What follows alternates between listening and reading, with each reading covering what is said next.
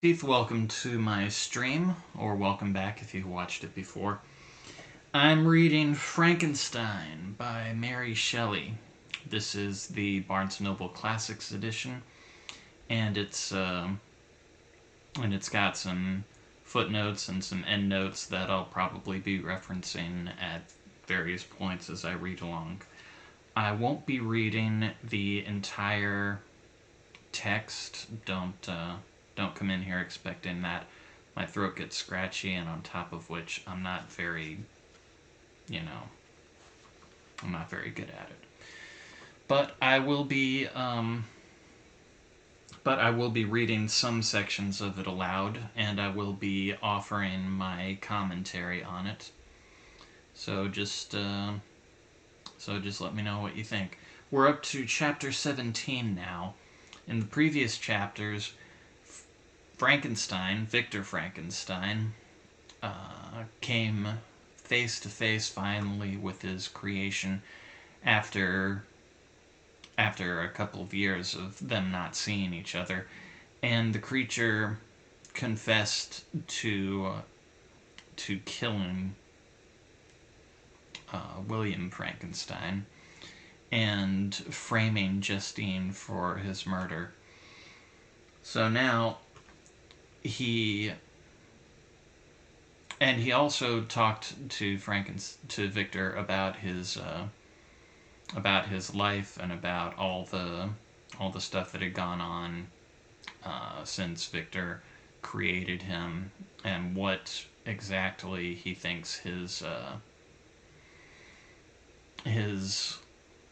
life is about. Basically, he thinks he's doomed to not ever have any kind of contact with anyone else. He thinks that his hideous appearance is going to make even the most kind-hearted of humans shun him, and nothing in his experience has given him any reason to think anything else. So after telling Victor his story, he makes a request of Victor, saying at the end of chapter 16 that I am alone and miserable. Man will not associate with himself. Is narrating this to another person. That's the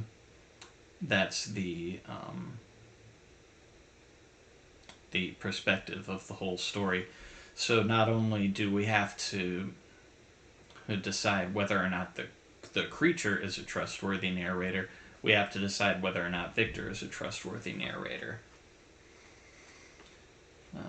Okay.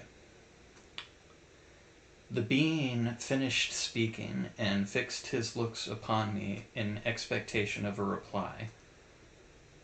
But I was bewildered, perplexed, and unable to arrange my ideas sufficiently to understand the full extent of his proposition. He continued, You must create a female for me, with whom I can live in the interchange of those sympathies necessary for my being. This you alone can do, and I demand it of you as a right which you must not refuse to concede. The latter part of his tale had kindled anew in me the anger that had died away while he narrated his peaceful life among the cottagers, and as he said this I could no longer suppress the rage that burned within me. I do refuse it, I replied, and no torture shall ever extort a consent from me. You may render me the most miserable of men, but you shall never make me base in my own eyes. Shall I create another like yourself, whose joint wickedness might desolate the world? Begone. I have answered you. You may torture me, but I will never consent. You are in the wrong, replied the fiend, and instead of threatening, I am content to reason with you. I am malicious because I am miserable. Am I not shunned and hated by all mankind? You, my creator, would tear me to pieces and triumph. Remember that and tell me why I should pity man more than he pities me. You would not call it murder if you could precipitate me into one of those ice rifts and destroy my frame, the work of your own hands. Shall I respect man when he contemns me? Let him live with me in the interchange of kindness, and instead of injury I would bestow every benefit upon him with tears of gratitude as at his acceptance. But that cannot be. The human senses are insurmountable barriers to our union. Yet mine shall not be the submission of abject slavery. I will revenge my injuries. If I cannot inspire love, I will cause fear. And chiefly towards you, my archenemy, because my Creator do I swear inextinguishable hatred. Have a care. I will work at your destruction, nor finish until I desolate your heart, so that you shall curse the hour of your birth.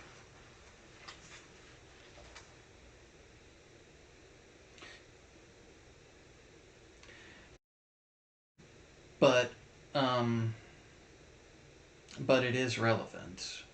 It is relevant to so many things now.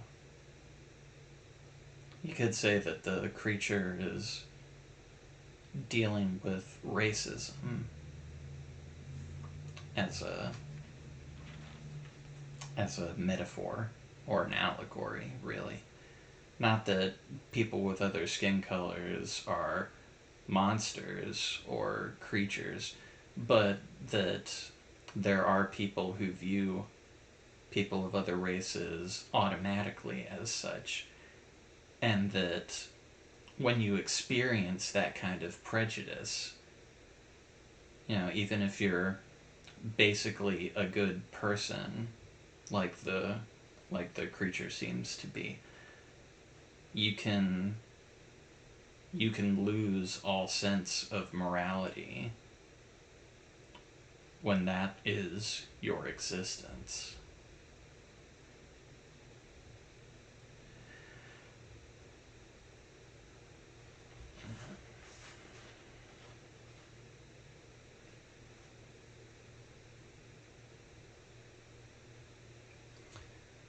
I intended to reason, the creature says. This passion is detrimental to me, for you do not reflect that you are the cause of its excess. If any being felt emotions of benevolence to me, I should return them 100 and 100-fold.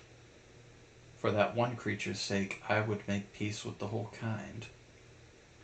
But I now indulge in dreams of bliss that cannot be realized.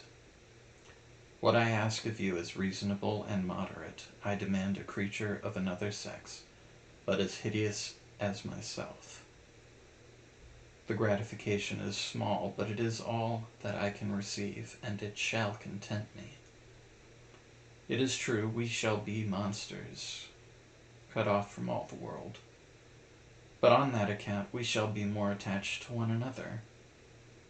Our lives will not be happy, but they will be harmless, and free from the misery I now feel. O my Creator, make me happy.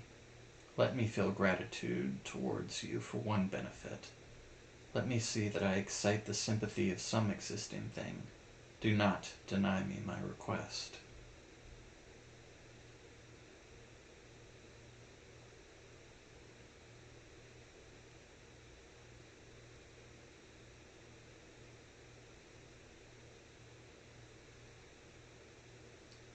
Victor says that he felt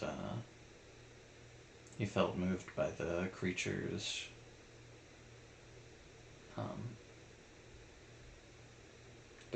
argument, feeling that there was some justice in it. And even though he didn't say anything, the creature could still see that his argument was having an effect. That he goes on to promise that if Victor does it, that he and his bride of Frankenstein, I guess you could say, would disappear.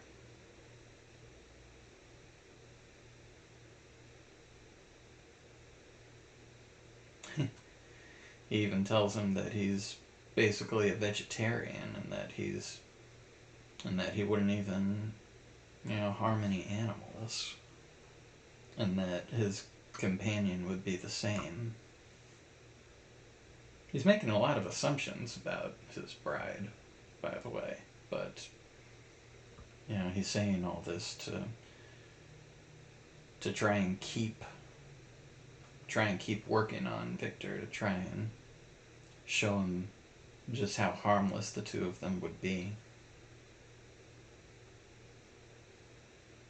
And Victor says, "You propose to fly from the habitations of man, to dwell in those wilds where the beasts of the field will be your only companions.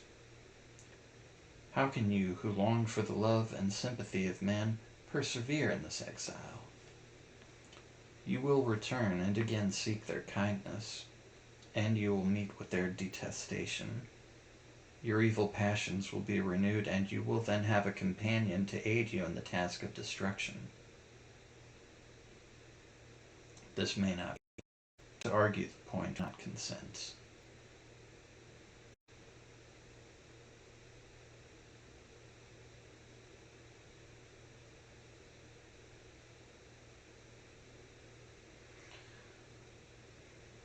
The creature is still upset with him, still trying to convince him.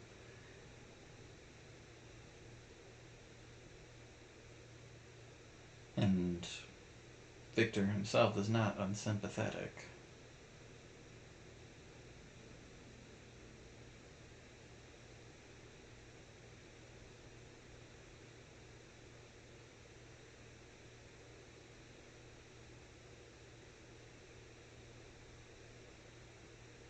He points out that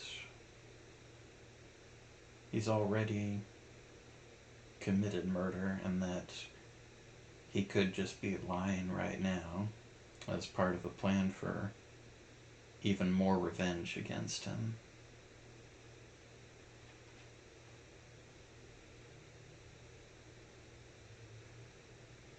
And the creature goes on to point out that if he has no ties and no affections, then hatred and vice must be his portion.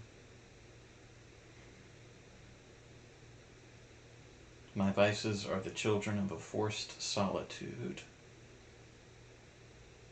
and my virtues will necessarily arise when I live in communion with an equal.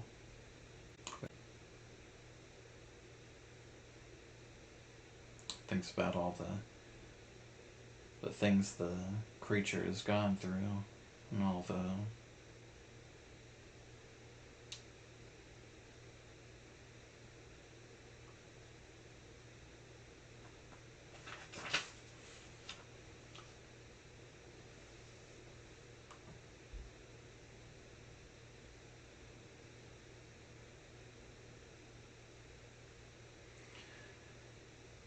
and then he says, "I consent to your demand, on your solemn oath to quit Europe forever, and every other place in the neighborhood of man, as soon as I shall deliver into your hands a female who will accompany you in your exile."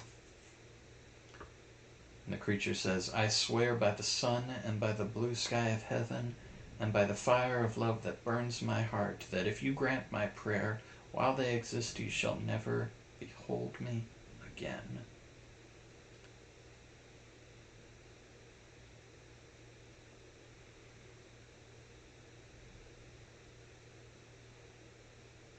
And then the creature runs down the mountain and disappears.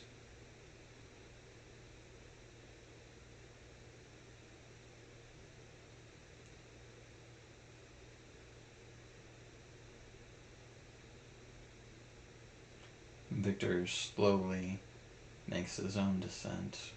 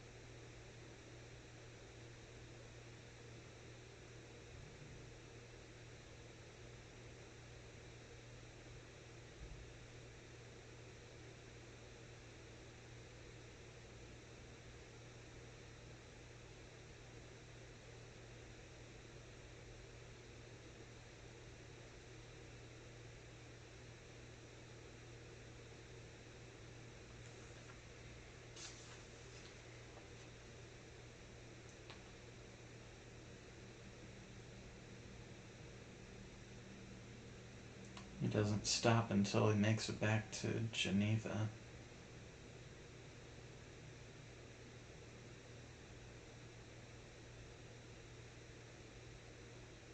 Back to his house, back to his family. He says, "My haggard and wild appearance awoke intense alarm, but I answered no one. Scarcely did I speak.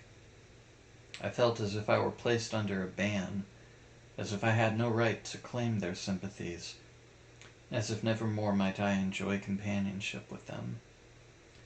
Yet even thus I loved them to adoration." I think I'm back. He says he's afraid to disappoint the fiend, as he calls him,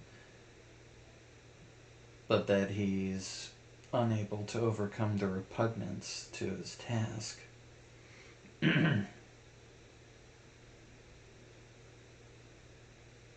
Says it would take several months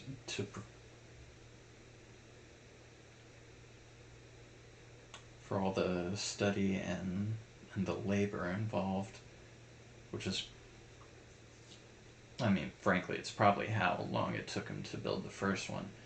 Like I said before in one of the previous videos, he doesn't let us know his method for creating life because he doesn't want anybody to do it, to read his notes and follow in his footsteps. But apparently it is a pretty long and laborious task.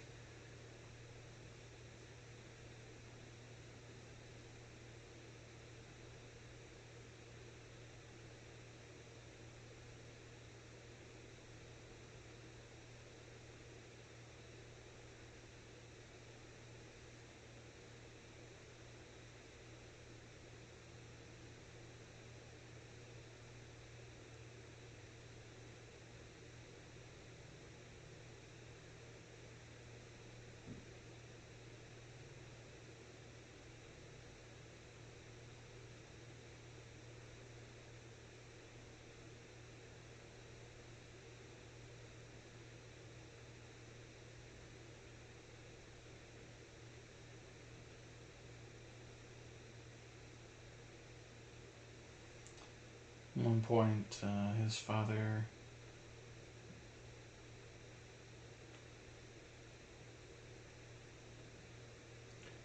notices that he has been avoiding the family.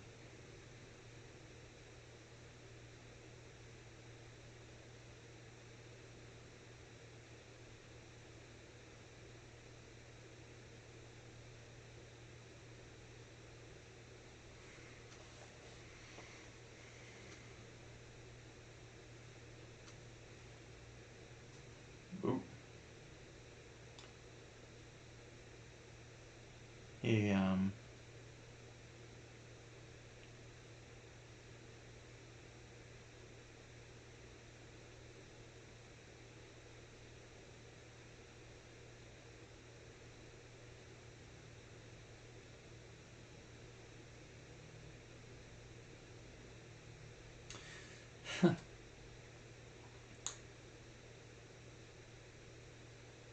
his father thinks that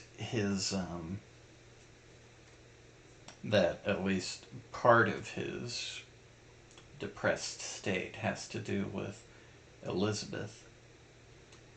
Somebody, I should point out here if you haven't, if it's been too long. Elizabeth is sort of adopted into their family, and there's some confusion in the family about Victor's relationship with her. Now, Victor's pretty much in love with her, but his father thinks that maybe he's unsure of how to proceed with that. I mean, anybody would be confused about that, really, I would hope.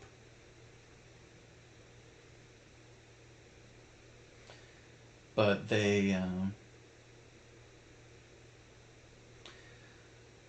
but it seems that both of them are pretty happy with the idea that Victor might marry her someday. I don't. It's a little unclear at this point how Elizabeth feels about it.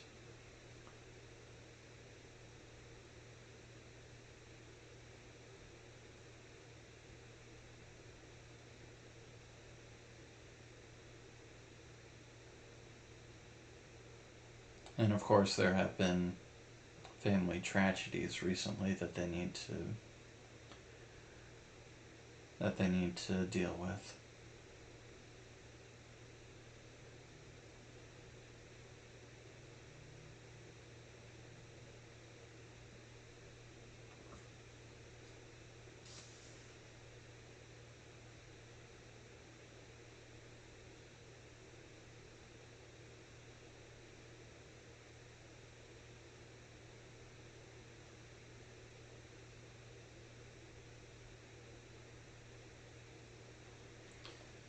And though Victor doesn't tell his father this, obviously, he's worried about what might happen if he tries to marry Elizabeth when he's supposed to be making a bride for the creature.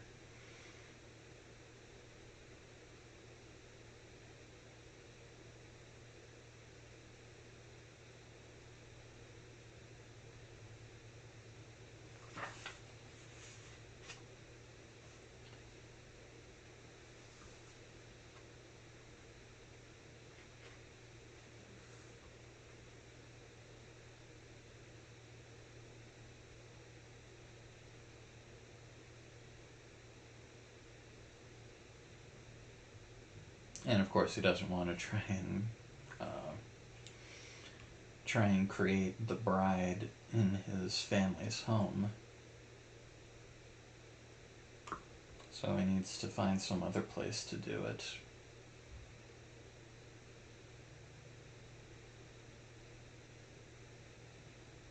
Kind of makes you wonder how he was able to get it done when he was still at school. But like I said, he doesn't tell us that.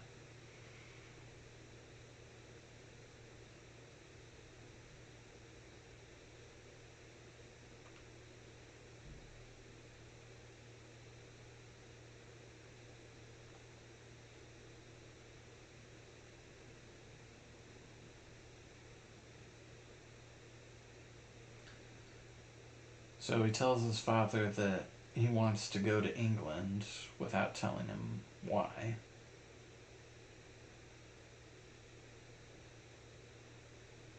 There's apparently some people in England that he wants to talk to about this whole thing.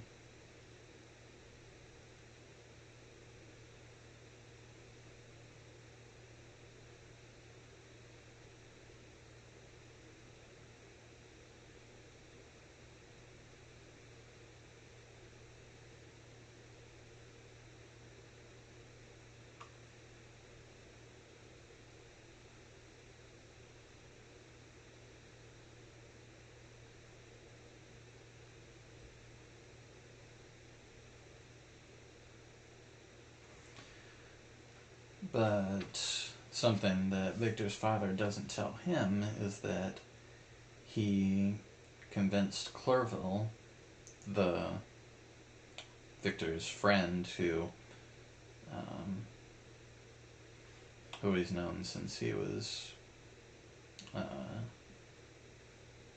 since he was a teen at least. He's convinced him to join Victor, and that's gonna complicate things.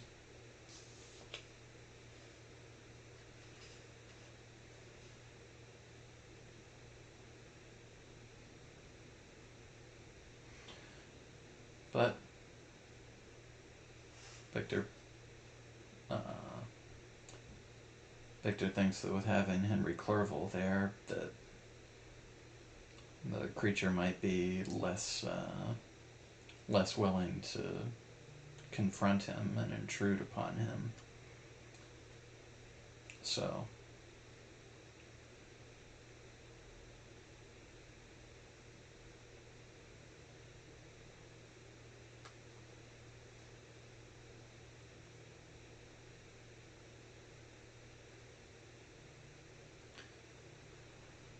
it's off to England he goes.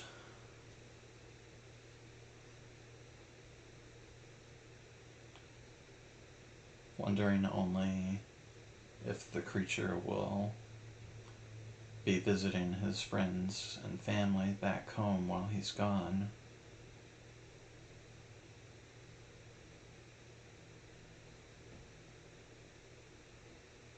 Or if he'll follow him to England.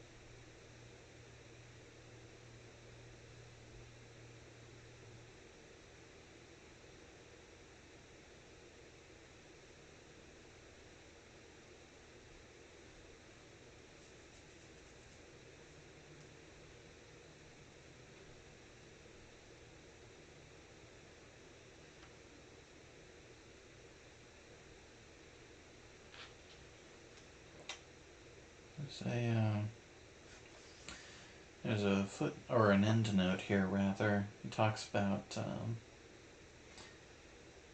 about his journey from Geneva to England, and it says that Mary and Percy Shelley made a similar trip in 1814,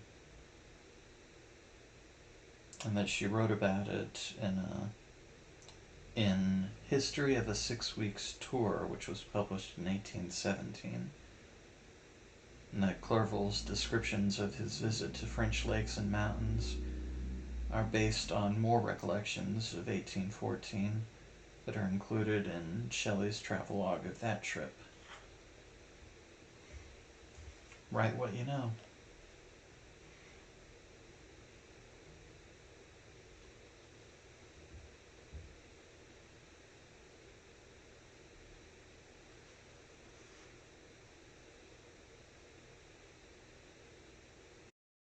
Possible Clerval actually is dead.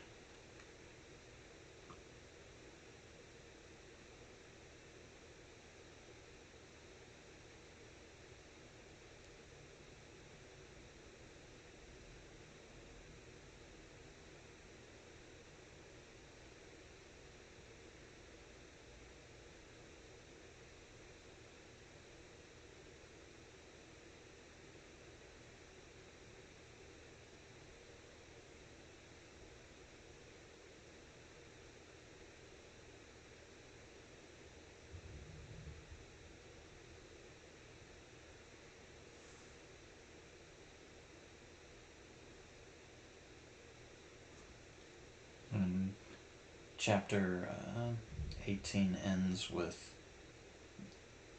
them crossing the English Channel and sailing up the Thames towards London. At length we saw the numerous steeples of London, St. Paul's towering above all, and the tower famed in English history. I think I'm going to stop there. I've been getting some connectivity issues. I'll have to look into that. But we can see that Victor is in a pretty pickle right now, you might say. He's trying to fulfill the creature's request, but he's just as concerned with what would happen if he does fulfill it as if he doesn't. I've been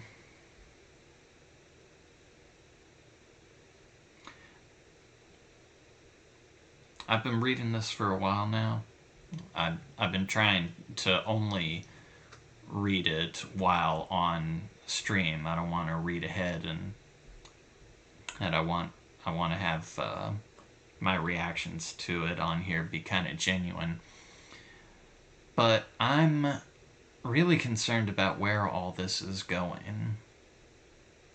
There are a lot of elements in this story that have been reused for a lot of movies and parodies and homages, of course.